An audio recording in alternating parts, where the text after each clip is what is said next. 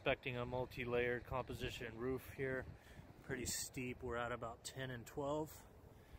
We could see a lot of shingles have blown off due to wind damage. The roof is just getting so old, and granular loss everywhere.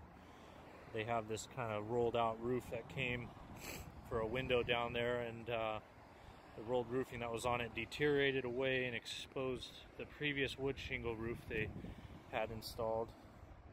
Got a lot of nails poking through the material here. This roof is just beyond its life. I would recommend replacing it. Even though they have no reported leaks, the material is just in such bad shape that we could not certify it.